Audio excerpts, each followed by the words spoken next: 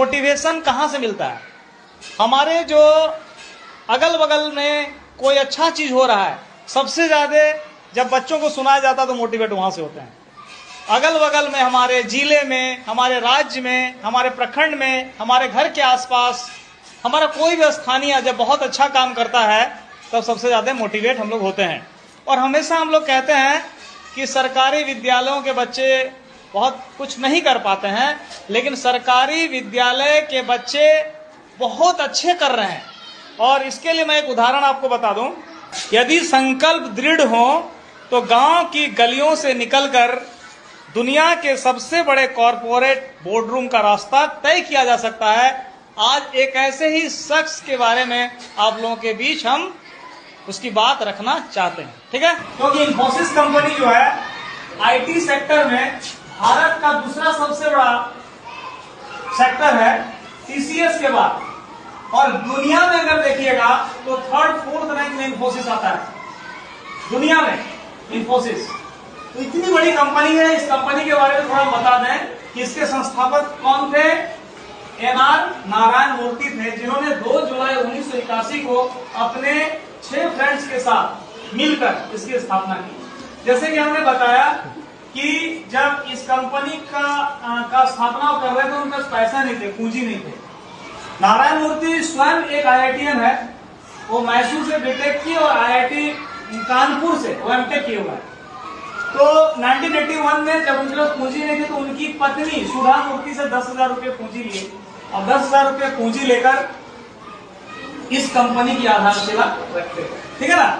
तो इसी कंपनी के एक संस्थापक सदस्य में से नाम है नंदन नीलकर्णी, जो कि अभी इन्फोसिस के चेयरमैन है। इन्फोसिस के सबसे बड़े जो पद पर हैं चेयरमैन, वो नंदन नीलकर्णी हैं, जो संस्थापक सदस्य भी हैं इस कंपनी के।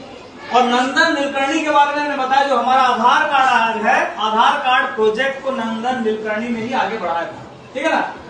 और उनकी जो हमारे नारायण मूर्ति की धर्मपत्नी सुधा मूर्ति, वो बहुत बड़े राइटर हैं, परोपकारी हैं। और इनकी बेटी की शादी, जैसे हमने बताया कि ऋषि सुनक से हुई, और ऋषि सुनक यूके के, यूनाइटेड किंगडम के एक्स प्राइम मिनिस्टर बने, वो प्राइम मिनिस्टर रह चुके हैं। तो इतनी बड़ी कंपनी, यानी उस कंपनी का आज अगर हम देखें पूंजी तो 4.34 लाख करोड़, 4.34 लाख करोड़ रुपया की पूंजी है।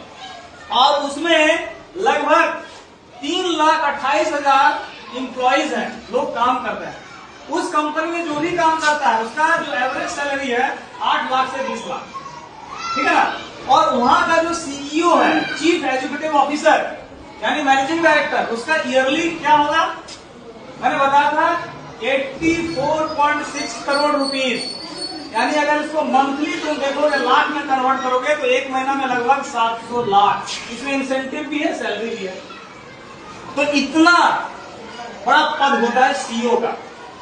और इस कंपनी के लगभग 130 क्या है डेवलपमेंट सेंटर्स हैं, और इसके लगभग 90 सेल्स ऑफिसेस।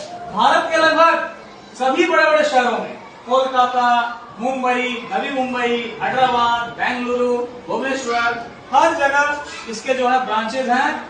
और विश्व में लगभग 50 देश में इसके ब्रांचेज हैं, जिसमें मैंने बताया यूएसए का New York, Canada, Mexico, London, Paris, Tokyo, Shanghai, Singapore, Kuala Lumpur, ये सारे जगह पर वर्ल्ड में क्या है इसके ब्रांचेज।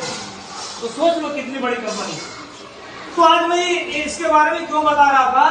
क्योंकि हमारे ही जिले का, सरायकेला खरसावां जिले का एक प्रखंड है राजनगर, उसमें एक गांव है कृष्णापुर, छोटा सा गांव है, जहाँ कविराज बहुत होते हैं अभी भी, और लोगों को कोई आयुर्वेदिक इलाज के लिए जाना होगा तो मजा।